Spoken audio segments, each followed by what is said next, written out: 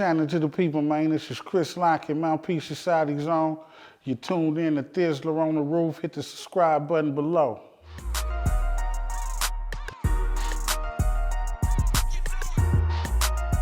Chris Lockett, the jewel thief. I'm an Oakland native, SOBRANTE Park to be exact. I've been exposed to this Bay Area hip hop, universal hip hop, for a large part of my life since I was a youngster. Man, I love music. I love being a messenger, bringing a message to the people. I feel like a scribe sometimes, you know, because I hold a lot of old knowledge of the old ways and things of that nature. So through the music, I'm able to give back to my people. So, you know, that's who Chris Lockett is, somebody that's always trying to help somebody.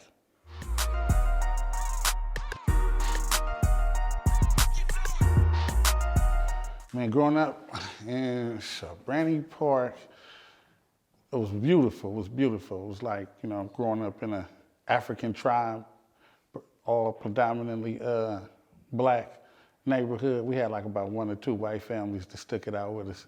But it was beautiful.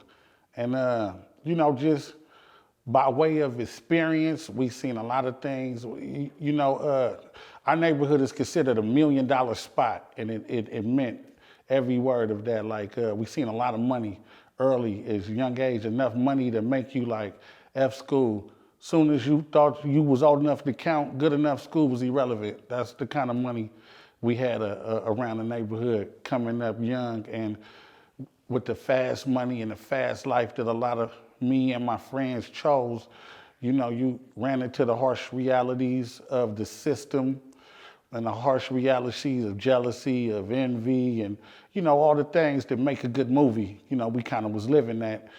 And some of us learned how to navigate it well, you know what I mean? Some things that would seem inhumane to others would seem natural. It was just weird, but, you know, you made it through it, and you just still sharp as steel, and you learned how to think and navigate and be a better person, if that makes any sense.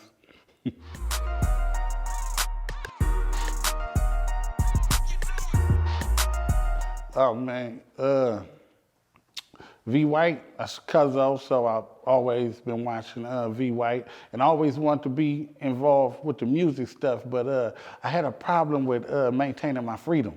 So, you know, V used to make me deals like, man, if you stay on the street, this is back when recording music. This is back in like the mid-90s. It wasn't this Pro Tool, BS and none of that. This was reel to reel and DAT machines. It was very expensive to record music back then. You know what I mean?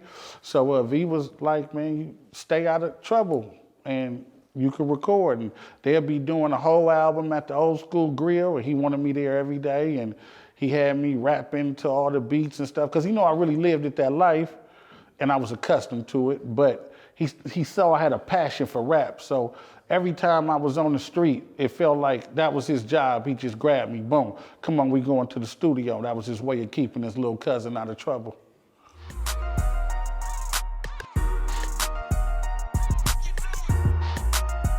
It was kind of different. It's me showing my transitional, it's like a transitional project as far as the beats I selected and the topics. The title comes from a Donald Goins book that also was a movie with DMX and some other people, but it's sort of like an individual recapping his bad karma, some of the decisions he made in life, and you realize you don't want to die by yourself. You know what I mean? You realize you may have been a bad person, but you want to make the best of whatever time you got left. If it was only 30 minutes or an hour, and you realizing, like, I done did some fucked up shit, but hey, I want to spend this 30 minutes giving praise and that I got this 30 minutes. You just sort of like a reflectional project of the good and the bad.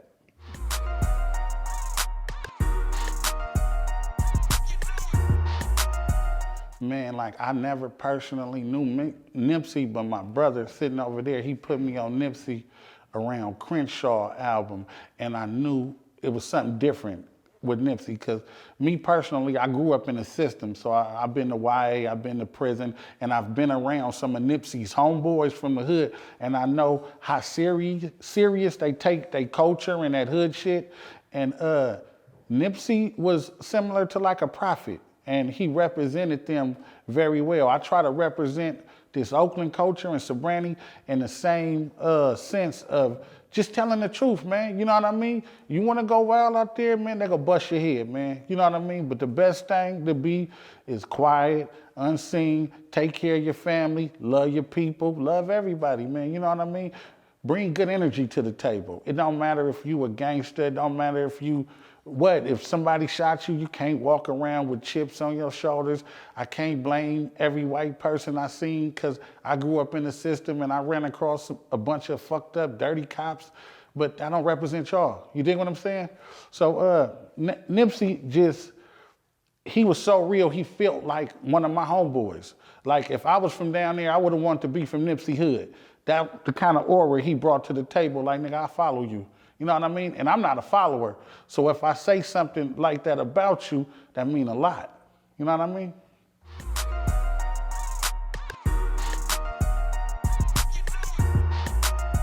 I'm a little older than Phil, so Phil knew who I was. And then I met Phil for the first time on the back of a Santa Rita bus. But one of me and Philthy generals was real good folks. And so he just, you know, always tell Philthy, like, you know, show C the way, show him how to get down. So that's how me and Phil came together, by way of just, you know, him having respect for me and what I was trying to do. And he had more knowledge, so he just was always trying to keep me ahead of the game or allow me to use his platform to make my platform bigger.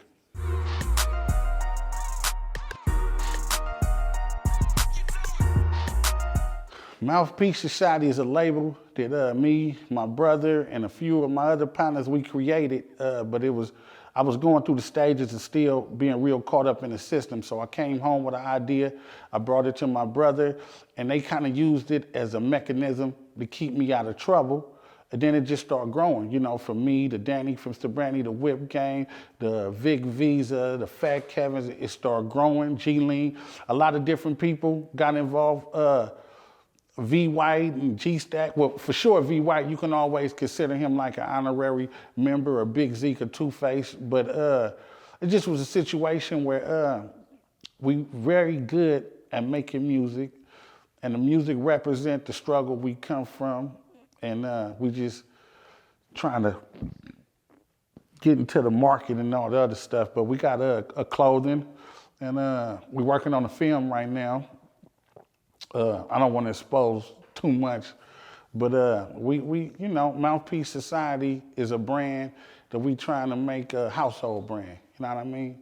But we really take pride in the ingredients we put into making this music. So that's why, like, I don't be trying to really involve myself with, you know, any and everybody that's making similar music to the way we making music, because I feel like my music belongs in the nonfiction area. You know what I mean? And it's a difference from an individual talking the life, but haven't lived the life, or haven't walked on a 4-yard, or haven't been shot, or haven't did no shooting. You know what I mean? I think it, not just the Bay Area, but I think it's a lot of artists that's real big that talk the talk, but it's just bullshit. You know what I mean? If you ain't got no backstory to it, like, I don't think 50 would have been the same 50 Cent without being shot 9 times, and we was able to dig into his background and see that his mom got killed. He really come from the game, and anybody that look at my picture, you go see, like, we really come from it. I could show you all the years I was missing, all the childbirths I missed, my homeboys' funerals I missed. That wasn't by volunteer, but that's just, I chose that path, and those were some of the roadblocks I ran into, but I made the best of it. Like, I wish I could have ratted on somebody back in '03 when I got tackled. I didn't want to go do all that fucking time, but that wasn't even an option, you know? Shit, lay down, y'all keep some money on my books, y'all look out for the kids, I'll be back.